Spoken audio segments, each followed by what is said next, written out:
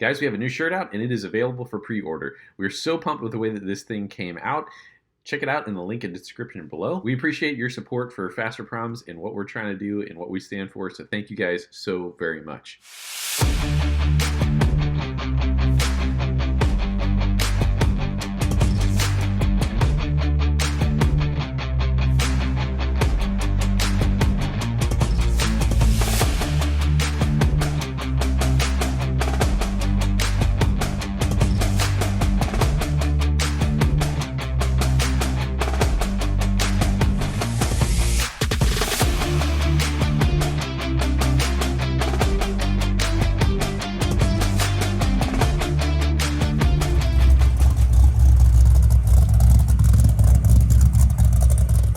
Guys, welcome back to Fasterproms.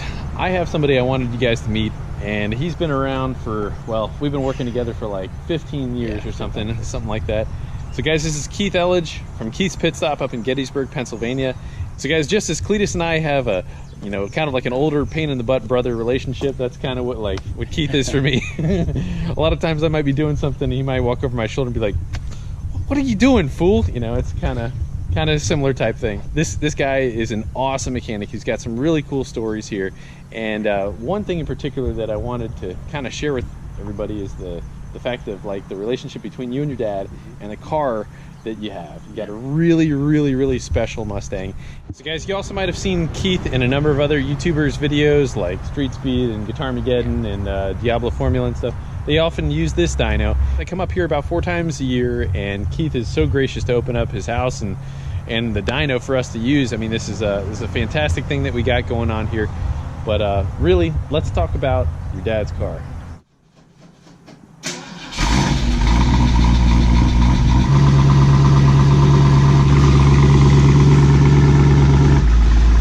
What fuel you running this thing? Oh, I got a little bit of X93. Yeah, you can smell it. Smells good.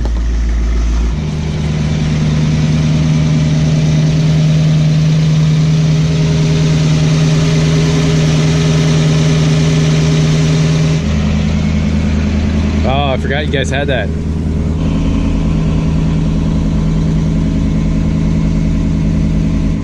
All right, so it says 302 4-valve engine. Now, is this like one of the earliest 4 valves that they've ever did? Yeah, it's a 302 4-valve. Dude, that's crazy. I had no idea. I just didn't realize that, man. That is really cool. When I put it together, I tried to find new old stock parts. Yeah. Show it in this caliber, show it in. It even has original exhaust clamps on the car. Wow. They're stamped forward. All the headlights are stamped Fomoco. The glass is stamped Fomoco.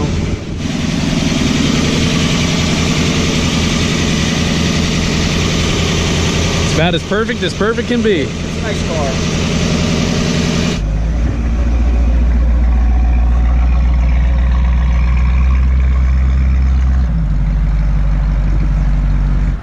Tell us some of the things that make this car special. Okay, back around 2000, 2001, I was driving down this road, local here, and just saw the taillights sticking in through this barn. Snooped around and looked at it and stuff, and just saw it was a Mustang. So I got with Dad and I said, we should buy this car and, you know, fix it up, whatever. Well, we ended up, the property was for sale. Basically told him we want to buy the car. So we ended up purchasing the car, got it home, started taking pictures and tearing it apart, and noticed that it was a 1968 High Country Special. In 1968, they made 251 of these cars. Out of that 251, this is the one of one, the only one made with a console. We have all the documentation on the car. So that's one of the reasons why to put it together. We had it painted locally, and I assembled the car. We tried to find all new old stock parts for it. It has original screws around the headlights, the glass in its car light. Like, I mean, everything is just such attention to detail. So that's the console that you're talking about right there. Yeah, it has the flip up little man, that's cool. high hole there.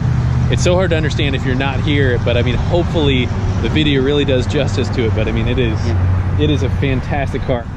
The paint is excellent. I mean, everything about it, it's like, it looks brand new, man.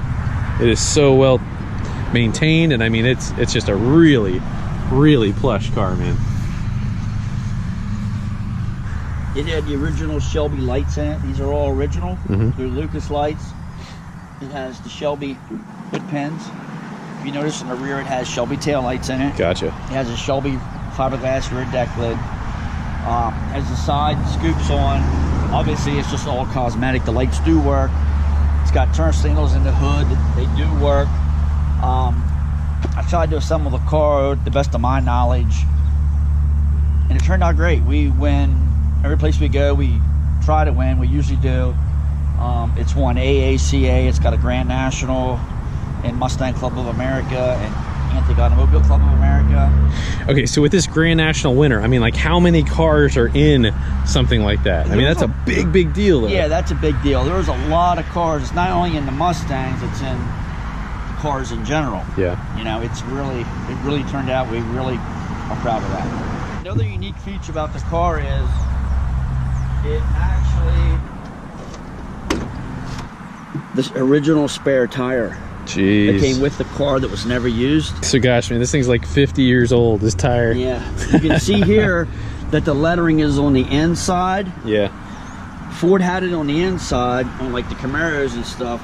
They had them on the outside. And whenever Cougar Tire reproduces that tire, they only make it on the outside. On the outside, okay, I see. The guy from Cougar Tire looked at this and told me that that was the original tire. Very cool. Right there's... Wow, a true barn find, man. A true. Pictures of it in the wow, that's so cool, man. A big important thing, though, is that Keith, a couple months ago, your father passed away, and I knew your dad personally. He was like the nicest, sweet old guy, and I mean, this was his pride and joy as well. And I mean, we would always talk about this car, and he was always in a really important thing that I admired Keith so much about is that him and his dad would always go to car shows. I mean, you guys were always all the time. If he wanted to go, we'd make plans, we'd load up, and we'd go. Yeah, drop what you're doing. Yeah. Yep. Definitely a really important thing for you guys. I really appreciate it. Looking at the restoration. So it's got a, is that 8 inch? Okay. Wow. Look at young Keith right there. Still got his chins. Very cool. Working on it together. Oh my gosh, look at Tom. Oh, that's a great picture right there. Keith still has that nitrous sign right there. Look at how happy he was. There's some good shots right there. That's nice.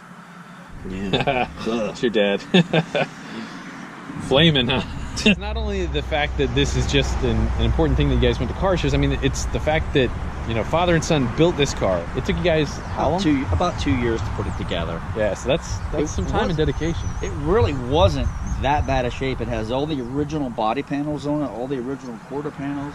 You know, it was a real time-consuming. Take your time. Let's do it like this. When we were looking at it just a second ago, you had something that you pointed out to me. Yeah, the little bit of white on here. You had a little bit over there, you said, and too. on the seat, what it is, that's suntan lotion from Dad's arm. All the time, he would get it everywhere. He'd get it in the car, get it on my truck. That's what that's from. We have it so much fun. I was so lucky to be able to do that with my father. Yeah, man. And that's definitely something that we want to be able to do. And guys, when I was younger, a lot of times I look back at myself and I kind of wanted to smack myself if you know, times that I missed with my dad. You know, my dad'd be going to the track, and you know, I was like 16, 17 years old, and I was like, yeah, I don't want to go hang out with my friends. I'd probably be pretty brokenhearted right now if my family were here and I was like, hey, I want to go to the track and set a record, and I'd be like, no, I want to stay home with their friends. I'd be a little bit brokenhearted, you know. So now my kids definitely love going to the track and all that now, so I'm so blessed to have that. And guys, if you have the opportunity, you know, take them out. This is definitely a culture, and it's something that we want to keep going. So guys, this right here is my dad's 1987 Corvette.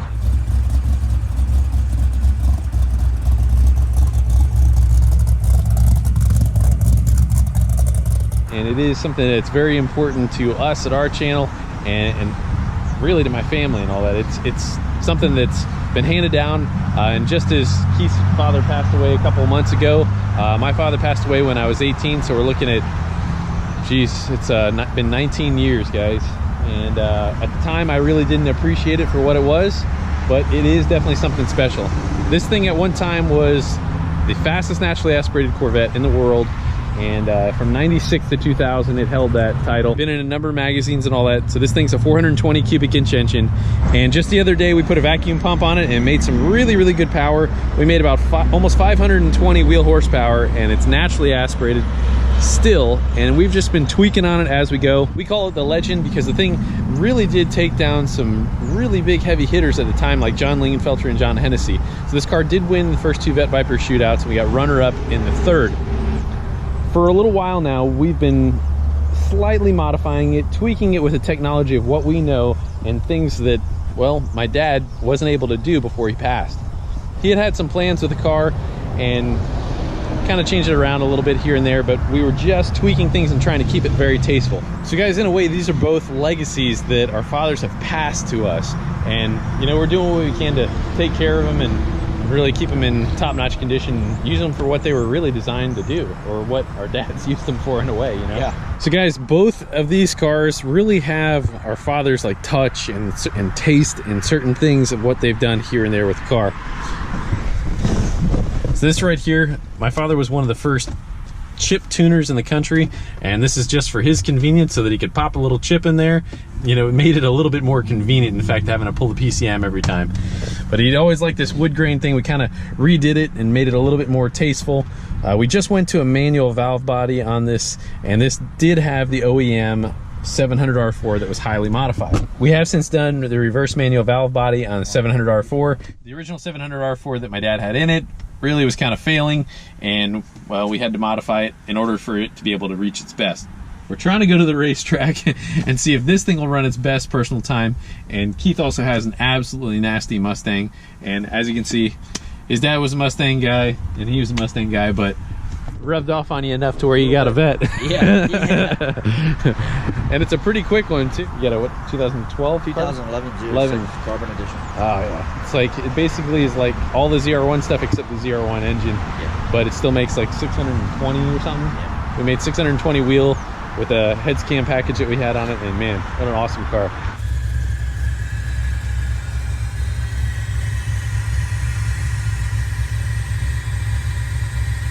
Guys, it's a late night at Keith's Pit Stop. It just struck midnight, and it kind of occurred to me when I was in the middle of making this video that I never actually explained how and why I come up to Pennsylvania. So guys, my father was a very well-known tuner, and he had done literally thousands of EEPROM chips, which is where the name Fasterproms came from, which is a chip. And he had a lot of customers. A gentleman up in Hanover, Pennsylvania, was named John Pataki. He was a heart surgeon, a very well-known guy there. My father's health was never very good. As he got a little bit older, things really turned for the worst. John Pataki became a good, close family friend. My father ended up passing away when I was right about 18 years old, just about to graduate from high school, and John Pataki was a good friend of his, and he had invited my mom and I to come up here, basically took me under his wing like a second son. It was such a big thing, and I needed help and guidance fresh out of high school. Shortly thereafter, I started doing some tuning on John's 92 Corvette. I made it faster, did some other things that my dad had done and actually improved upon it. So I knew that I had a knack for some tuning. That being said, John had more friends and more car enthusiasts, and before very long I was actually coming up to Pennsylvania and doing regular tuning and had a very decent clientele here. Keith is an awesome guy, and he would bend over backwards, drop what he's doing to help me out, and you really can't ask for anything more than that. Him and his wife have been an absolute godsend, and they are some amazing people. So that is why I come up to Pennsylvania. I definitely like getting away from the Florida heat. It's so neat to see all the friends and clients that I have up here. As the years have gone by, John ended up passing away, and that was definitely a bit heart-wrenching in the fact that John also lost a battle with cancer. Very, very similarly to what my father had kind of gone through. He definitely left a legacy, and in fact, it's really, really heartwarming. I just found out, local drag strip right here, they have a memorial race for him that they hold annually, and that is so cool. I wish I could have been up here and seen that. it's just astounding to me that they do that for him. So John had a '69 Camaro. I remember being 18 years old, him taking me for a ride in this 468 car he used to call the Grape, and because it was just like this purple grape color, and it was pretty amazing.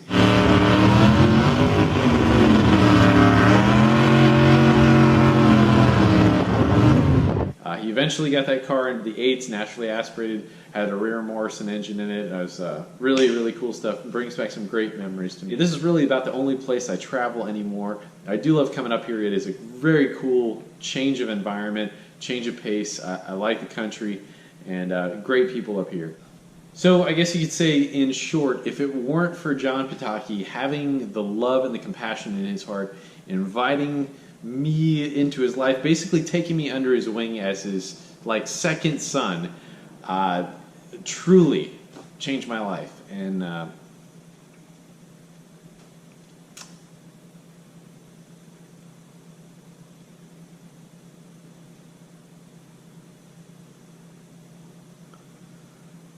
God bless him for doing so.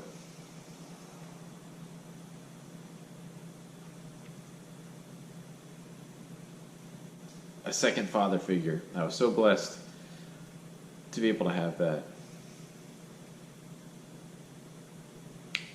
So not only did I have a father figure, but even after I lost him, it's a true blessing to be able to have somebody else that stepped in and really still continues to change my life. Guys, thank you so much for watching. I hope you can get out kids, or maybe your dad, go take them out to some car shows, do some stuff, have some fun, make some good memories. We'll look forward to seeing you guys back. God bless you. We'll see you next time. Hey guys, hope you enjoyed the video. We actually filmed that a little over probably about 15 months ago or so. I honestly thought that I had lost the video because it was on another computer. I just recently found it. I really miss my buddy Keith. I haven't been able to even see him all last year just because of all the COVID BS and whatever, and trying to line up stuff up in Pennsylvania just didn't really work. So as you can see, I'm a little more gray right now. Happens to the best of us, and the worst of us. All right guys, song I wanted to leave you with is by Sam Cooke. I think he is so unappreciated in our generation here. Guy is absolutely awesome. Check out Twisting the Night Away. The quote I wanted to leave with you guys here is, it better to be impacted by culture or to make the impact on culture. All right, guys. God bless you. We'll see you next episode.